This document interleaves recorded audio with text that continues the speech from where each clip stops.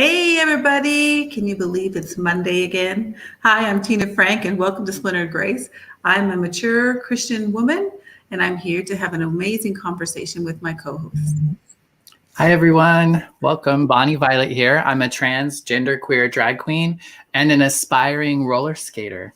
Oh, I forgot to add my title. I was fretting about that before we started, and I forgot. Oh, well. You can add it now. I didn't know what I was going to say anyway, so it's Right. Good morning, Charlie.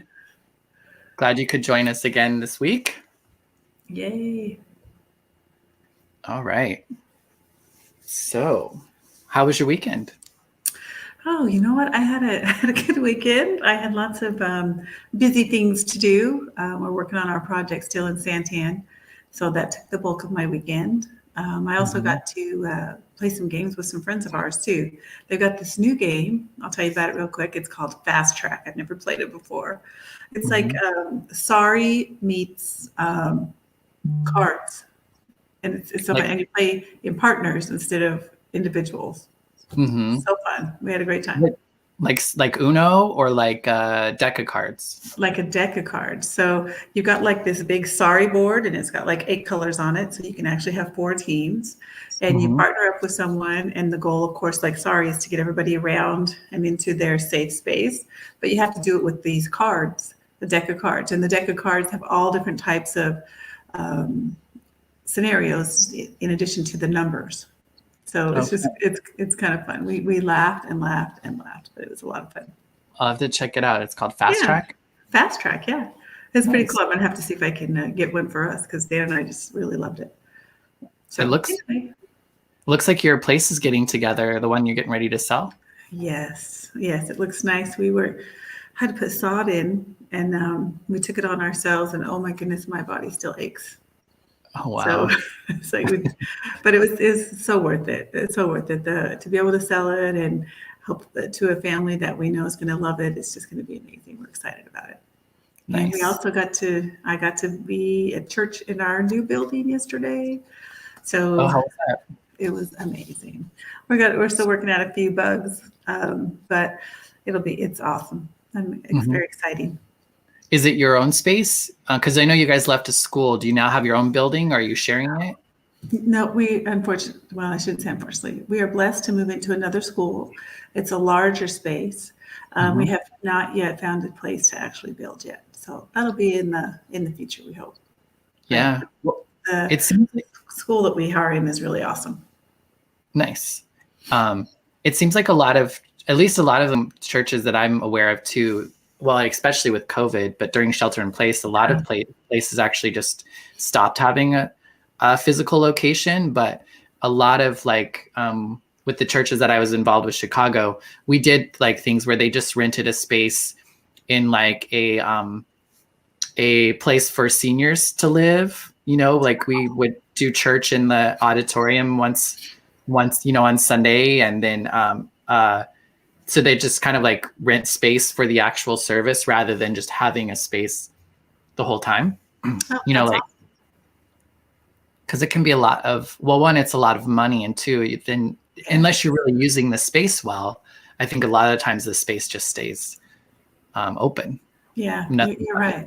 And that's kind of why we're in a school, because we can just rent it by the hour for the time that we need for us to get together at church. So the new space gives us more space to put more people in, which is always nice. And as we grow, we want to have all those people be able to come in. We also got a couple classrooms so that we can do some things for our kids, which is nice in that space. And they're also giving us opportunities during the week if we choose to rent the space. And the other place did not give us that opportunity. Nice. So anyway, it's a move forward. I'm excited about it. It's very exciting for us, especially since we're such a little church, to be able to grow in that capacity during such a crazy time. Yeah. Well, congratulations. Thank you. So it was a great weekend. How about you? How was your weekend? My weekend was good. It was pretty busy. Just, I'm still, practicing with the girl group. We're getting ready to hopefully film and make our music video in the next 2 or 3 weeks. You're going to share that with us, right? Oh yeah. Once it's all done. And then I started my lacing your narrative with the Spiritual Thread workshop series. And so that's been a cool exploration I to saw kind of that a like, couple times off this weekend. That's amazing. yeah. And I think some of the processes looking at my childhood and looking at my time growing up, I guess in church and high school, because that's where we're focusing on this week is, what did we learn about religion or spirituality as a child? And so kind of in reflecting back at that, I think for me, it's like, where does my sexuality or, the way that I exist now, how did that fit into my childhood? And if it didn't, maybe why didn't, or what parts, or just really kind of exploring that a little bit, because I know at that time in my life, I couldn't even imagine being the person that I am today, Isn't it funny So how that things shift as we grow up?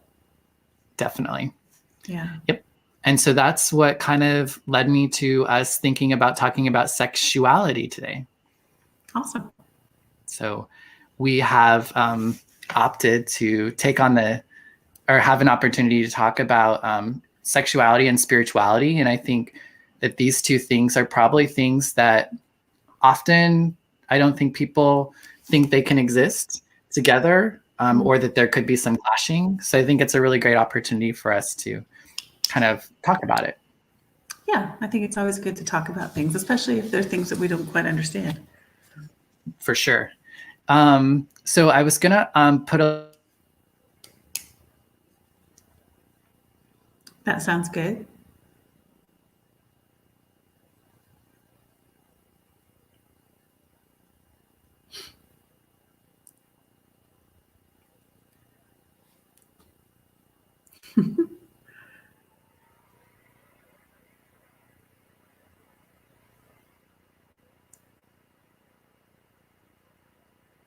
Well, sexuality is a tough topic.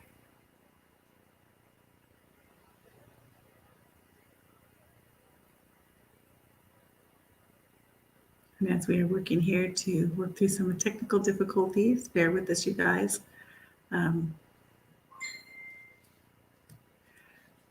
So what we were able to find was an opportunity for us to expand this definition out. We found that both of us have kind of a narrow interpretation or definition of sexuality. So what we did was we went through Webster's, because we figured that's a safe spot, and we picked out, we looked at all of those definitions and we made them available. We're going to put them up a little bit at a time so that we can share those. Sorry, I disappeared for a second. It's all good. So you can't manage all those technical things all the time. Yes. So yeah, just so folks know, I'm having a hard time with my internet connection today for whatever reason. So, all right. So, sexuality is about your sexual feelings, thoughts, attraction, and behaviors toward people. So it's not just about sex, baby, I guess. You can find other people physically, sexually, or emotionally attractive. And all those things are part of your sexuality. And sexuality is diverse and personal, and it is an important part of who you are. Yeah. Awesome. All right. So that's the definition that when we looked it up, that's what we came up with. And so that's what we want to talk about today, and how that relates to each one of us based on who we are as family members or people just doing life together. And we thought it'd be awesome to have a conversation with you guys as well. Definitely. And I think Landa has a great way for us maybe to start off the conversation. Landa Lake says, I've always felt that people often want to think of spiritual people as devoid of sexuality. Seems like people are struggling with hearing. Yeah, looks like we got two here that says they can't hear. My audio sounds okay. I can hear you just fine. Yeah, my mic is on. Well, that's interesting, Landa. Spiritual people devoid of sexuality. That's not something I had ever experienced, especially as a spiritual person. Sexuality is, like we talked about before, it's an attraction. It's a drawing to other people. And that, it doesn't always have to be sexual, but it comes along with it, especially when you find someone that you decided to do life with or to be in a relationship with in that capacity. So that's interesting. It's just me that they can't hear. Ah, okay. So I'll try to switch again. Okay. I don't know what else to do. So please bear with us, you guys. Bonnie's trying to get her sound worked out. So we're going to do another switch up here. So you may have just me for a moment. So I hope you don't mind. But I'll do my best to answer questions that you guys may have, or I don't know, talk about. Yeah, I think it's working now. Okay, Landa says she can hear us. Thank you guys for helping us out on that, because we felt sound fine to one another. We wouldn't have known we would have been on a silent movie. I do not let us know. Okay, so let's get back to the conversation now that we've been derailed a minute. Yeah, that spiritual people are devoid of sexuality, which I think is thinking about the sexual behavior as well, probably more than anything. Yeah. Yes. Yeah, I mean, I feel like it's, I would say I've spent most of my life feeling like that those had to be two separate things. I think especially like as a queer person, as somebody who identified as being gay at one point in time, like I never was, I was only kind of taught that sex was for marriage. And if I wasn't able to be married because I was gay, in my understanding at that time, gay people couldn't get married. And so there was kind of this idea of where does my sexuality, where do I exist in that, and if I'm already like wrong, like what's my sexual, I guess, I don't know if the word is like parameters, if I will, as a queer person, if, heterosexual people have a certain way to be in God's favor, then where does a person like myself fit into that? So when do you think you had started having those questions? It's weird because I wasn't a super like sexual young person. So I think I was not like, I wasn't sexually active as a young person. Mm-hmm. I wasn't super sexual. I think church, and I don't know if church was a way for me to kind of like avoid that a little bit. I was kind of thinking about this morning as part of my reflection was like, what did church provide for me? But I think because I was in church and there was this idea of not being sexually active, not having sexuality, if you will, or not supposed to be like acting out on it, that in some ways I think that kept me from seeing who I was sooner. Do you know what I mean? Like, I don't think I was able to explore or start to see my sexuality or my understanding of myself in the world around me. So do you think that interaction with the church dictated your, limited your attractions? I don't know if it was about the church itself or it was also just like me as a younger person that I just wasn't super drawn to that. But I think it probably had a little bit to do with the idea that I probably just wasn't sexually stimulated, if you will. Like there wasn't, like I wasn't in an environment to really kind of show me how I felt. And that's not to say like when I was 16 years old, I had my first sexual experience with a man. And so like, and that for me was a really surprising thing because I'd never thought about sex before or anything like that. And it just kind of was one of those things that it just kind of happened and it felt so natural and it felt so normal. And like, it just felt like it took over me, if you will. And I want to say that just in a sense of like, I felt like I knew what to do. I knew how to act. I knew how to carry myself. Like there was this interesting way of like being with myself, but also being pulled by something. And because I didn't have the language for it, after the fact, because of everything that I'd been told, I thought, I struggled sometimes thinking that somehow I was possessed by something that was causing me to do something different. than what I thought was okay, rather than just me having these natural instincts or this attraction that was just a part of me, and me being able to like really connect with that. So I think there was a really, because of what I was told or not told, I kind of was scared and stuck, and I didn't know what to do with that. And I remember telling people that I had sex with a woman. Not everyone, but there was like, my cool cousin. I told him that it was with a woman.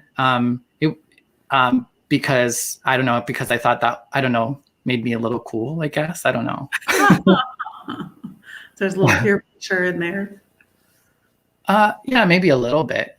How about you? What was your understanding of sexuality and spirituality like as a younger person? They're definitely connected at a certain level, but I always thought attraction or sexuality, I thought I needed to wait until I got married. Although there were certain things that you could do versus things that you shouldn't do. And I don't know that I got that so much from church as I got that from my mom and my dad. And they probably got it from their mom and dad and all those things, because that's just how culture was then. So I don't know. I just was always raised that you wanted to not be the person who had sex with a lot of people during high school. You didn't want to have that. You didn't, we always were in fear of becoming pregnant. So that was something that we didn't want to have to go through. So when I started engaging in church, I didn't engage in church until I was in high school. And I was trying to discover myself and figure out where I mix. I don't know for everybody, but for me in high school, I was really having a hard time trying to identify who I was. Looking at, being such a small town, my graduating class was 35 people. Everybody knew everybody's business. And so either you were in the group or you weren't in the group. And if you weren't in the group, then everyone treated you horribly. So half of my time was all about, what do I need to do to be in the group? So it was a challenge. You probably went through some similar things, because I don't know, the school was much bigger when you graduated. So for me, that was a bigger challenge for me than my spirituality. Once I gave my life to Jesus, that for me, it made it so much easier, much easier. And I didn't really wasn't attracted to a lot of people because I didn't like anybody, because they were mean to me a lot. So yeah, so my graduating class, or like my class, was about double your size. I think we were about 70 by the time that we were done. So similar, but a little bit different. And, the thing though, I do think that my parents or my family probably informed more of my sexuality than church. As far as like overtly, like I feel like my parents, TNA kind of things in film were like something that we were exposed to, I don't know, at a fairly young age. Like it was like I didn't feel like my parents were trying to hide sex from us, that sex was just like a natural part of like living. I saw like, like I saw family members making out, or you could tell that people were in love or whatever. But like, so it wasn't necessarily something that was hidden. The only thing that was said was, don't get a girl pregnant. Like that was like the big message, I think, from my father, like wear a condom, don't get a girl pregnant. And I think that the way that church told me was because in church, they never talked about people like me. Yeah. So the only narratives and the only people that were in the Bible or were in that way of life were only,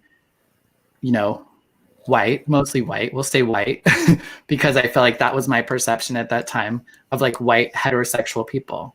That there weren't gays, there weren't trans folks, there weren't, I don't even think like, I guess there probably was racial diversity, but at that time I never really saw it or heard it, or it wasn't really talked about. Right. And so I think that's how church told me, is because it said, there's not a place for you here unless you look and act in this particular way. I think that's how it told me that I wasn't worthy or deserving or didn't exist in a, like, I don't know, Christian world. I get that. There's a lot of old, I don't even know how to say it, legalism in all of us, and it doesn't exclude the church. Some of that is from things that we've experienced, things that we've been taught, things that we've been exposed to. But it's really hard to I don't know, I guess understand, because I so many people struggle with it, that when Jesus came on the scene, all that changed. The legalism is still valuable, it's still worth, but Jesus fulfilled the scriptures. So therefore, all those things that we were taught to stay away from or to be so rigid about, that's all covered under mercy and love. Now, that's not to say that we got a free pass to run around and do whatever the heck we want. Right. If I was to go out and have an affair on my husband, it would still be adultery. It would still be sin. And I'd still have to repent. I'd still have to walk through the consequences of that decision with my husband and my family. So none of that's changed. The amazing thing is that there's always love there. God is always willing to say, you know what? I forgive you. This sin isn't going to keep you from me. It's not going to keep you from eternity. I remember someone saying before, I was listening to some teaching, because I don't know about you, but I grew up, and not because anyone put it on me, but I took it on myself. And I'm finding out more and more that some of these things I took on myself. We take on shame that doesn't belong to us. And sometimes it's shame based on the legalism. Sometimes it's shame based on our culture. But when we give that all up to God, there's no shame. And someone said once before when I was listening, and they said, you know what? There's not anything that you can do that's going to shock God. Because he knew everything that you had the potential to do, right or wrong, the moment he created you. And I found great comfort in that. So no matter what people say I'm supposed to be like, no matter how they think I'm supposed to act, no matter how I feel about how I'm acting, God can cover it. And he wants to. He wants us to live the life that he destined us to have.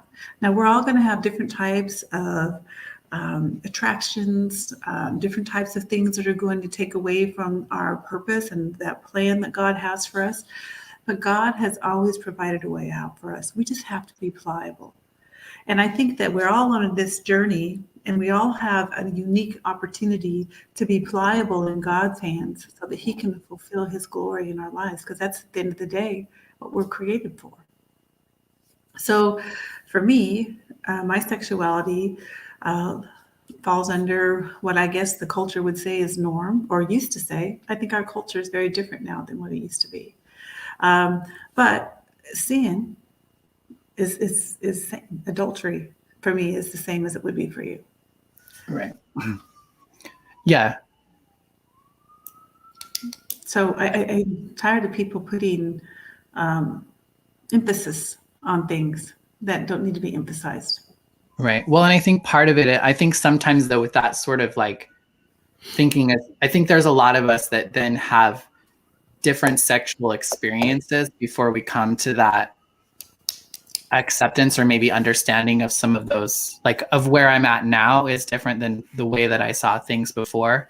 And when you were mentioning shame, to me, I feel like that's what a big part of the function of spirituality, of God, is the removal of that shame. Because I believe shame is what the world puts on us. It's what, like if I were to have just been with, I guess, spirit, creator, God,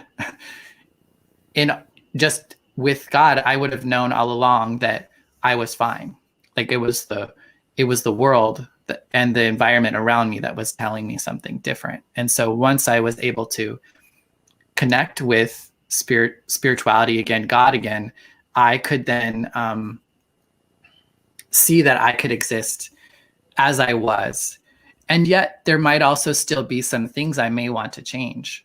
Like for instance, like I always say, like, the more I seek God and the deeper relationship I have with God, the more queer I become, the more trans I become, because I believe that I'm becoming closer to how God is continuing to create me. And I think prior to a relationship with God, I wasn't able to do that.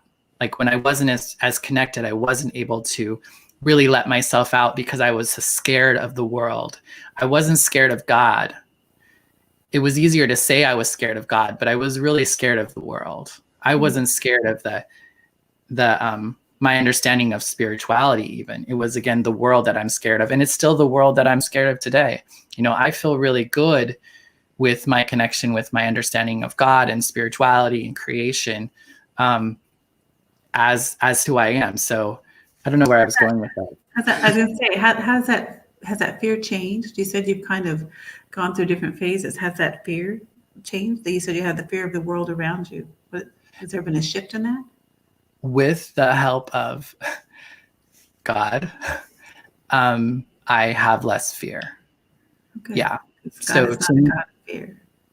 Exactly. I mean, I feel like there's also a reality of safety. You know, sometimes there's physical fear that I still have. But as far as, like, me as a person and my value and my worth, you know, the world don't get to tell me that anymore. That's exactly right.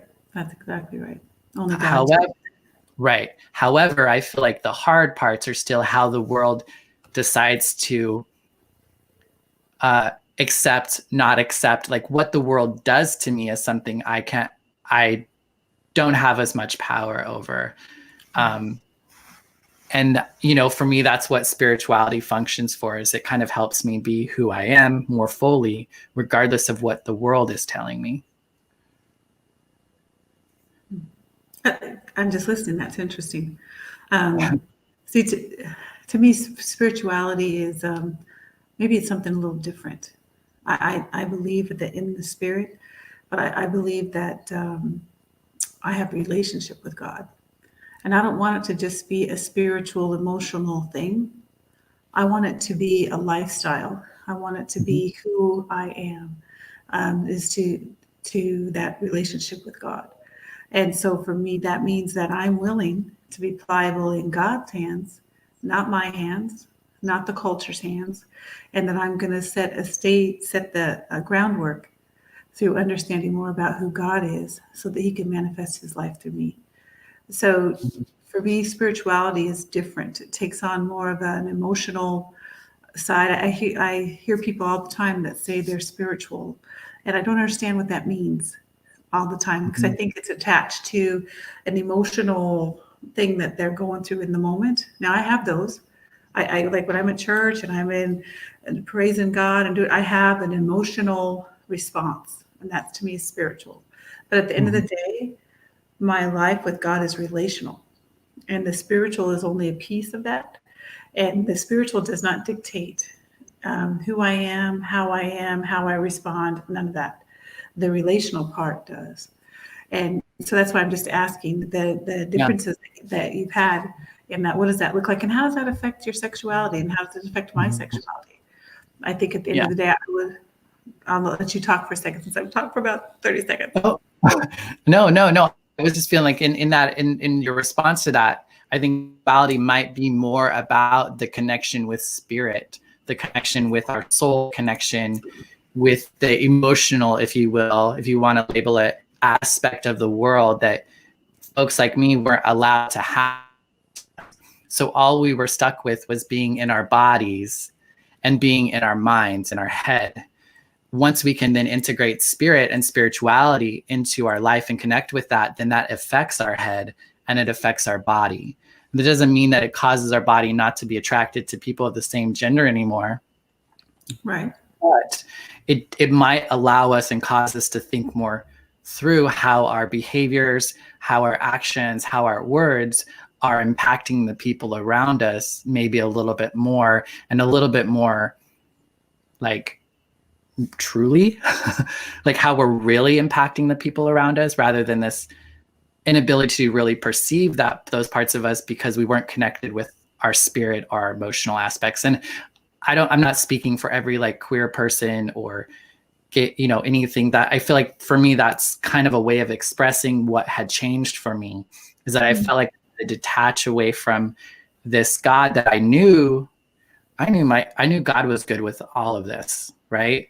But I didn't know how to be okay with all of this, and because I was able to begin to reach and seek and connect with God, now I can begin to see myself the way that God sees me.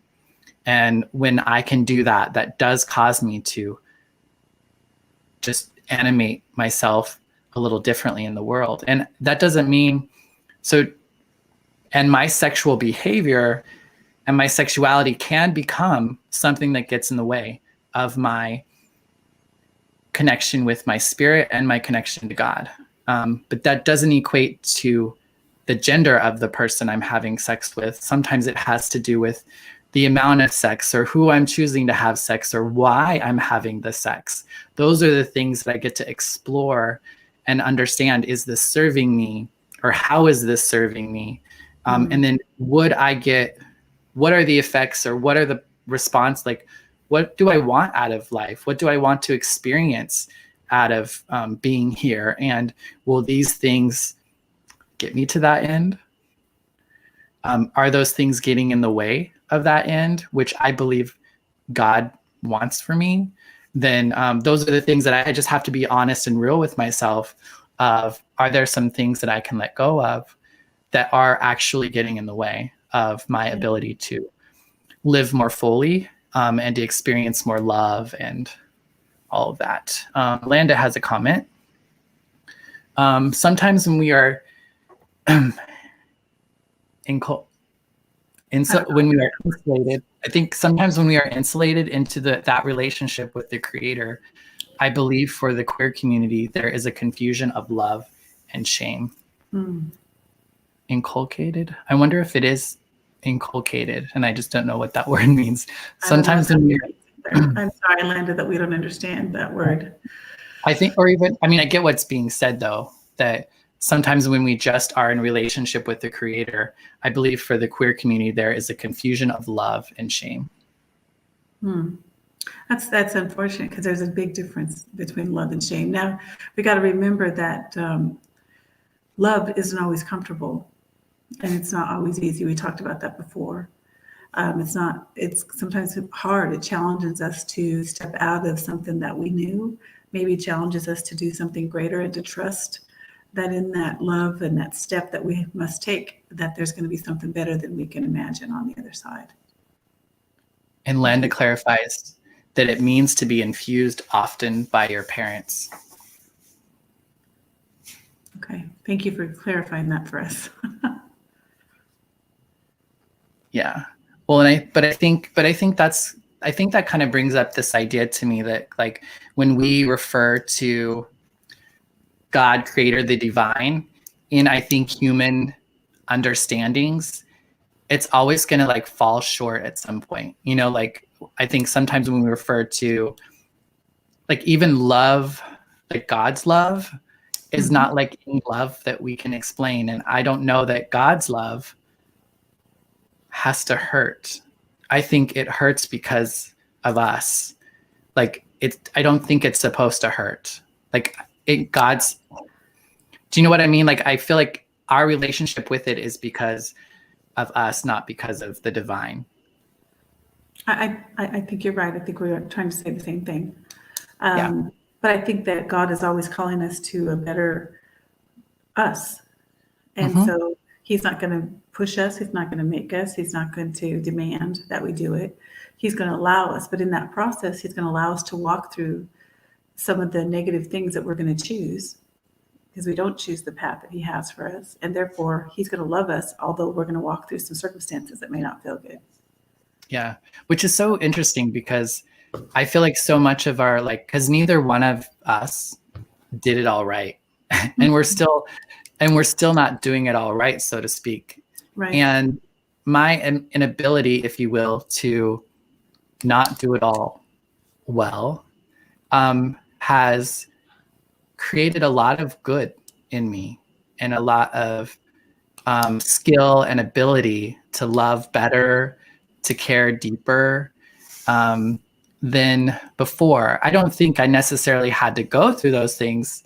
Like, I don't think that God gives us those things so that we can learn those sorts of things. I just think that sometimes that's what it took for me, I guess, to come to know that. Yeah, I agree. God allows us to make our own decisions and to walk through the consequences of the decisions that we make.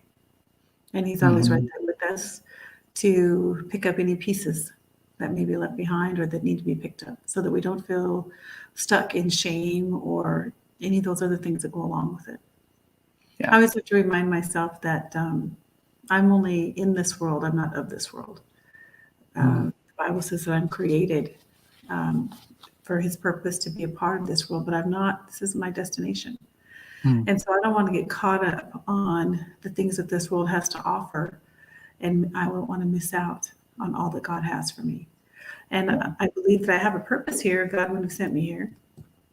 And so all these things that we talk about, all these things that trip us up inside the church and outside the church, they're all things that are trying to steal away from us all the purpose that God has put in our life.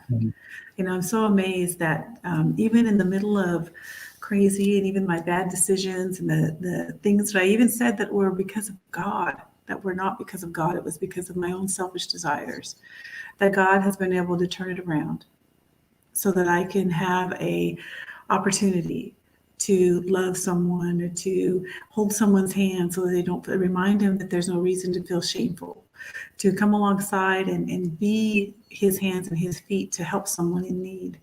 These are the roles that God has for us. And all these other things that keep us stuck, these are the things that the enemy uses to keep us from fulfilling God's purpose. It's not God's purpose that we even have these horrible discussions or people yelling at one another because of choices that people have made or lifestyles that they've chosen to live. It's God's heart that we could seek after him alone and allow him to manifest his purpose in each one of our lives. It's, you know, life, you look at our lives now and people may think that it's all easy. It's easy for you to say, but it's not always been easy. You know, I've dealt with sexuality issues. You know, I still sometimes look at an attractive man and go, oh my goodness. But that's a sexual attraction. It's the same thing, you know, and I need to not act on that. And not because God doesn't want me to, but because it's not the right thing for my husband either, or for my family, or for myself. You know, sexual sin is the only sin that desecrates ourselves in addition to the person that we're having it with. And so we need to just remember that. That doesn't mean the attraction's going away. That doesn't mean that culture is not going to entice us to do things we shouldn't do. But, you know, we've been created with the self-control that if we allow God to come alongside us and guide us, that we can exercise that for his glory. And we don't always get it right. And that's why his mercy comes in. Right. Well, and I think the big thing to that, like the issue is that you have made a commitment to be in a certain type of relationship with somebody. And so to go outside of that is like the wrong, right? Like so like if somebody isn't in that sort of commitment with somebody, then they don't have the same sort of parameters, if you will. However, having a good understanding of what that relationship is with that person and what your commitment is to one another in that circumstance or that situation is something that I think that we all could be a little bit more mindful of in whatever sort of relationships we might choose to have sexually, and maybe thinking more about sexual behavior versus anything else. But one of the things I wanted to bring up too, when you were mentioning this idea of like of the world, like versus we are not of the world, but we're in the world. And I think that's a really important thing because I think spirituality helps me be in the world. Whereas without it, I was trying to get out of the world. And I was doing that like with drugs and alcohol and certain ways of living. In some ways it took me out of the world. In other ways it helped me be in the world. And I think I could do the same thing with my spirituality, is that it's important for me not to just live in this like euphoric spiritual space, because I do believe that we're still in the world, right? So like there's a way for us to utilize that spirituality, if you will, that connection to God, to help you be in the world. Because I feel like that's our purpose. I mean, why else are we here if we're not supposed to be a part of the world? But we're here to change the world, right? Yeah, I was going to say, okay, wait a second. Yeah. Yeah. But you have to be in it. You have to participate. You have to take part in order to change anything. Well, and I agree. You have to participate, and that participation, as a woman of faith, it has to look different than the participation of someone who's not a woman of faith. So let me give you an example. I was reading a Facebook post from one of my friends this morning. A young woman that I don't have a relationship with her now. She was in my I worked at the Boys and Girls Club for a number of years, and she was on my volleyball team. We've talked about that. It's been a long time ago. And she's on my Facebook. And once in a while she posts, not very often, but she was saying that she was in the store and she heard this huge crash. And she says on there, because I'm nosy, she wanted to see what happened. But when she got there were people standing around. This older woman had actually ran into an end cap and had knocked a whole bunch of stuff off and broke it. This woman was beside herself. She was crying, she was upset, she was trying to clean up, she was embarrassed, and not anyone would help her. She got right down on her knees, got right next to this woman, encouraged her, and said, "Oh, don't worry about it. Let me help you. Let me help you. Let me help you." See, that's the difference. That's the difference. I don't want to be a spectator of someone's life as it fall apart. I want to come alongside that person, and I want to say, "Look, I'm here to help you. I'm here to come alongside you, and we may not figure this all out today, but let's just clean up the mess for the moment." At the end of the story, the manager came over and said, "Oh, honey, don't worry about this. We have insurance to cover." Because she was like, "I don't have enough money to pay for all this stuff." And he's like, "Don't worry about it. We have insurance for that, and we'll finish cleaning up this mess. Thank you for helping at this point. I hope you didn't get hurt." And those are the responses that we need to have to the people around us. You know, man, I can't imagine being on the sidelines and not offering someone help like that. But that's what I feel like God means when he says we are in the world, but we are not of the world. So we are in the world to come alongside, to love on, to help people, and to lead them to his love and his mercy and his grace. You don't do that standing on the sidelines of someone else's pain, watching them be embarrassed and fumbling around trying to find the right way to respond. It's about being in there with them, saying, "Hey, let me help you pick up these pieces. I'll pick up as many pieces as you want me to help. Let me stand by you right here. I'll wait with you for the manager to come and see if you're going to owe any money." That's the kind of job God has for us. That's the purpose that God's put in us. It's going to look different for each one of us. And I want to be qualified for that. And I don't want my sin to hinder that, although I know that I have sin in my life every single day, not just sexual sin, all kinds of sin. Right. Yeah, I feel you. So anyway, sorry I decided to share that story. No, you're great. You're great. I'm just hoping.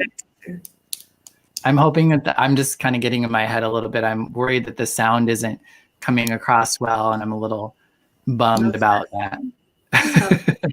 Just share what's on your heart to share, and when we're done, it'll do what it needs to do.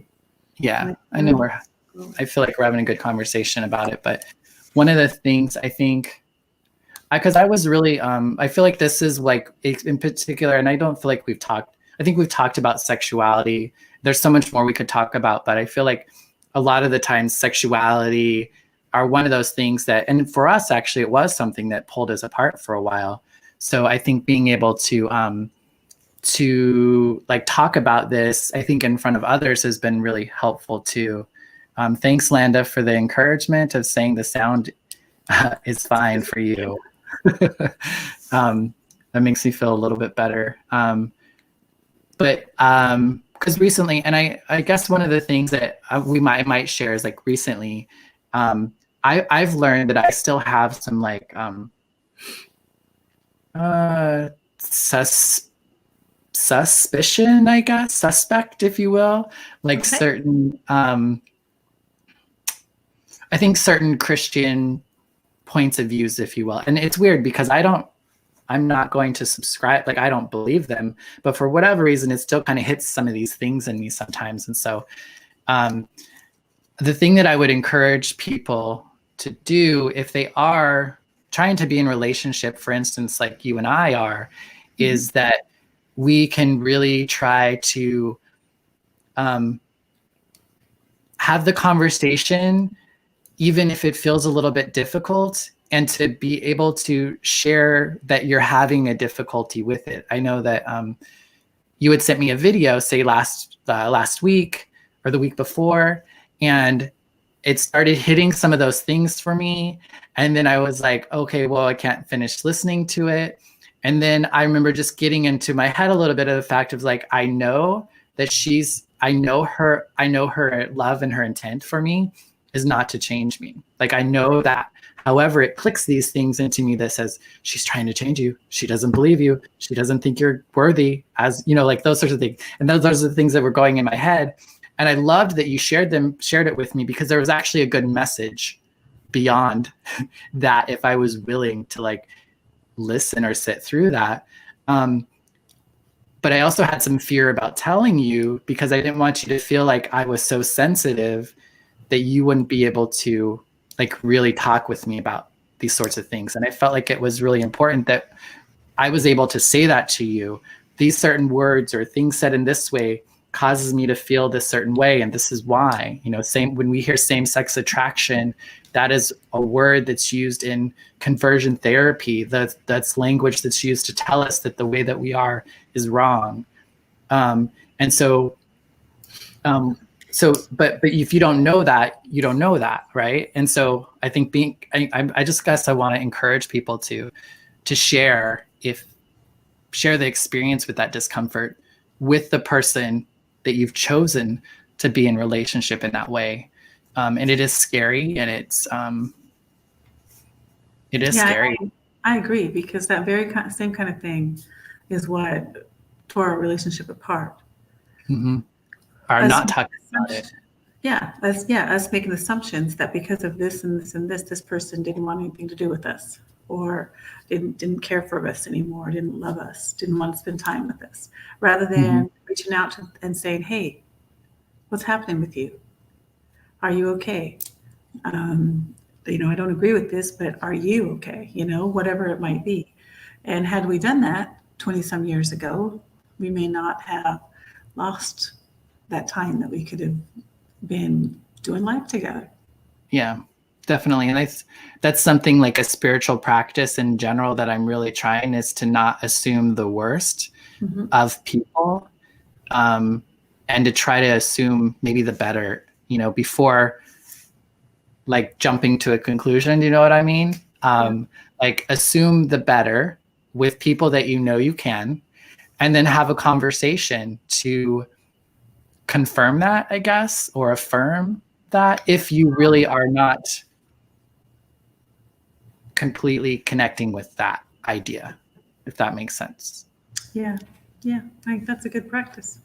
And, you know, sometimes we just got to love people even when they're offended. I'm sorry. If you were to tell me, hey, don't call me anymore, I didn't like that video that you sent me, I'm not going to talk to you anymore. I'm sorry, but I would have called you. I probably would have showed up at your house. So Right. there are things that we I don't know, I feel like we need to pursue people with love, even when, for whatever reason, they want to retract. As long as it's genuine love and not self-satisfying or I don't know, serving, maybe is the right word, self-serving. You know, love is something I feel like has been perverted, and I say that intentionally, based on the culture that we we are living in. And I don't think people do it intentionally. I think we do it based on what our background is, what our experience is, what culture's saying to us. But at the end of the day, genuine love covers. It covers people. It does, just like I was saying when that lady come alongside that woman who spilled all that stuff at the store. It covers. It comes alongside. It never pushes away. It never judges. It stands strong and assuring, so that people can discover who they are in Christ. Hmm. Yes. Well, we are coming up on the end of the show. I feel like this has been a good conversation. And I think it's like, for us, just sharing that, like, I think sometimes we get on here and it's all cute and we're talking, it is what it is, but it is challenging at times. And it is like something that we have to really be vulnerable with one another. And, we are in the way that we, because we're human, I guess, Yeah. we're preparing ourselves. We're giving the power, if you will, to hurt one another. And that is a very sacred and special thing. That is not our intent, but we're still giving each other permission to potentially, hurt one another. And that's not in a way, do you know what I mean? Like, we don't do that with everybody. I don't do that with everybody. So I just want people to know that sometimes it's uncomfortable for us, for both of us. But there's so much that comes from just having the conversation. Oh yeah. We've committed that we're gonna love each other no matter what our differences are. Agreed. So, well, it looks like Isaac has a great long statement, so we'll maybe go out with that, and then call it a day. So Isaac says, Bonnie, that was an incredibly real and vulnerable statement. I'm right there with you. I had a realization that I and many queer folks have suffered trauma from religious institutions. Sometimes our trauma button in our mind gets pushed by religious language and symbols. It is so hard to unpack, and yet it is also so important to do in our own time to heal. I still find that I get uncomfy in religious spaces, even though I seek to be ordained within them. Yeah. That's one of the things that I've really tried to do. Is like, I feel like our body is telling us, like, when we have like those trigger or those things that cause that in us, I think that's our body telling us something. And for me, instead of like running from it, which is usually what I do, I try to get curious about it. I try to investigate and wonder, why is it that you're feeling this way? And I do feel like it does take like a certain amount of care, because I think you can try to get into that pain too much and it can overwhelm you. So I think it's important to be able to take care of yourself and, do that in whatever way that can feel okay, but not to just completely run from something just because it's feeling like that. Maybe that's not a feeling to run. Maybe that's just a feeling to like investigate. Maybe. Perspective. I don't have anything to add to that. Okay. Do you want to take us out? Is there anything you would like to share on your way out?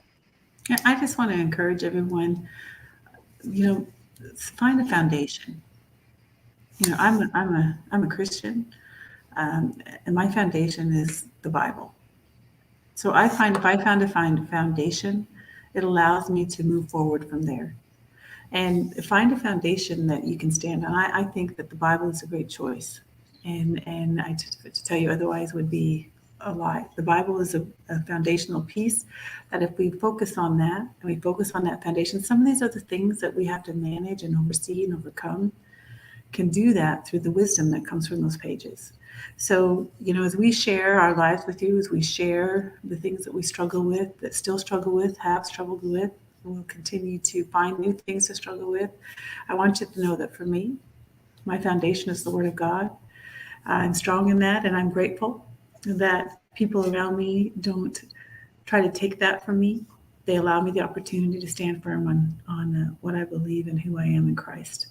And for me, and I don't know, I believe the world is called to be a part of that foundation. So I encourage you, find a foundation, a starting point. Pursue who you believe God's called you to be, and be open to the people around you that's in your peripheral, because I think they're there for a purpose.